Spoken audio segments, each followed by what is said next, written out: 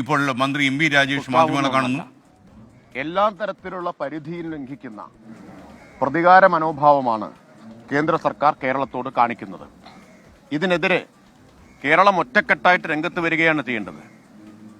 ഇപ്പോൾ വയനാട് ദുരന്തമുണ്ടായിട്ട് ആ ദുരന്തത്തിന്റെ പേരിൽ പോലും കേന്ദ്രത്തിനെതിരെ ഒരക്ഷരം പറയാതിരിക്കുകയും സംസ്ഥാന ഗവൺമെന്റിനെ കുറ്റപ്പെടുത്താൻ ശ്രമിക്കുകയും ചെയ്ത പ്രതിപക്ഷവും ഇത്തരം കാര്യങ്ങളിൽ നിന്ന് പാഠം പഠിക്കാൻ തയ്യാറാവണം. പ്രതിപക്ഷം അവരുടെ നിലപാട് പറയണ്ടേ? കേരളത്തിലെ സർക്കാരിനെ പിന്നിൽ നിന്ന് കുത്താനാണോ ശ്രമിക്കേണ്ടത്? കേന്ദ്രത്തിന്റെ കൂടെ കേന്ദ്രത്തിനെതിരെ ശക്തമായ നിലപാടെടുക്കണ്ടേ? കേരളത്തിൽ നിന്ന് പോയിട്ടുള്ള എം പിമാരില്ലേ, ആ എം പിമാർ ഈ അന്യായത്തെ ചോദ്യം ചെയ്യേണ്ടതല്ലേ? എന്തൊരു ക്രൂരതയാണ് കേന്ദ്രം കേരളത്തോട് കാണിക്കുന്നത് എന്നാണ് ഇത് കാണിക്കുന്നത്, ഈ അനുഭവം കാണിക്കുന്നത്.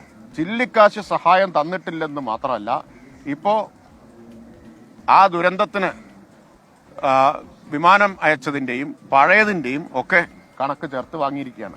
ഞങ്ങളിത് എത്രയോ കാലമായിട്ട് പറയല്ലേ.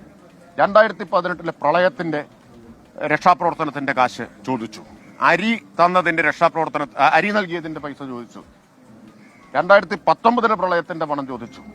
ഇപ്പോഴിതാ ഈ ചൂരൽമലയിലേതും ഇപ്പൊ ആവശ്യപ്പെട്ടിരിക്കുകയാണ്. എന്നാൽ ഇങ്ങോട്ട് വരുന്നുണ്ടോ?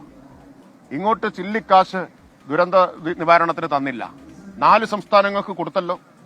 ഗുജറാത്ത്, മഹാരാഷ്ട്ര, ആന്ധ്ര, ബീഹാർ. രാഷ്ട്രീയം മാത്രം നോക്കിയിട്ടല്ലേ ഈ 4 സംസ്ഥാനങ്ങൾക്ക് കൊടുത്തത്? അതിനേക്കാൾ വലിയ ദുരന്തമല്ലേ വയനാട്ടിൽ മേപ്പാടിയിലും ചൂരൽമലയിലും ഒക്കെ ഉണ്ടായത്?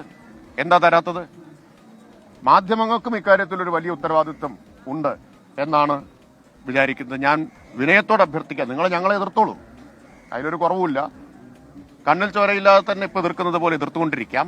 പക്ഷെ ഈ കണ്ണിൽ ചോരയില്ലായ്മയെ തുറന്നു കാണിക്കാനും മാധ്യമങ്ങൾക്ക് ഉത്തരവാദിത്വമുണ്ട്. ഇത് കേരളത്തിന് പൊറുക്കാവുന്നതിനപ്പുറമാണ്. അതുകൊണ്ടാണ് മുഖ്യമന്ത്രി ചോദിച്ചത് കേരളം എന്താ ഇന്ത്യയിലല്ലേ എന്ന്. ആ ചോദ്യം ഓരോ മലയാളിയും കേന്ദ്രത്തോട് ചോദിക്കേണ്ട സമയമാണ്. കേരളം എന്താണ് ഇന്ത്യയിലല്ലേ എന്ന ചോദ്യം ചോദിക്കേണ്ട സന്ദർഭമാണ്. കേന്ദ്ര വെല്ലുവിളി എങ്ങനെ മറികടക്കാനാണ് നമ്മൾ പുനരധിവാസ സർക്കാർ നടത്തേണ്ട ഒരു സാഹചര്യമുണ്ട്? അല്ല, നമുക്കിത് മറികടന്നേ പറ്റൂ.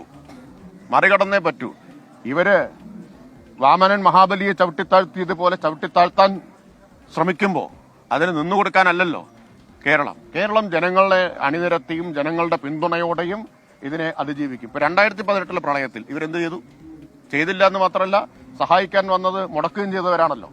ഇപ്പൊ പല രാജ്യങ്ങളും സഹായം വാഗ്ദാനം ചെയ്തപ്പോൾ അത് വാങ്ങാൻ പാടില്ലെന്ന് പറഞ്ഞവരല്ലേ. നമ്മൾ ആ പ്രളയത്തെ അതിജീവിച്ചല്ലോ. 6 കൊല്ലം മുമ്പല്ലേ പ്രളയം ഉണ്ടായത്. ഇന്ന് കേരളത്തിൽ അതിന്റെ എന്തെങ്കിലും അവശിഷ്ടമുണ്ടോ? നൂറ്റാണ്ടിലെ ഏറ്റവും വലിയ പ്രളയം തകർത്തെറിഞ്ഞൊരു നാടാണ് കേരളം എന്ന് ഇന്ന് കണ്ടാൽ മന്ത്രി എം വി രാജേഷ് സംസാരിക്കുകയായിരുന്നു.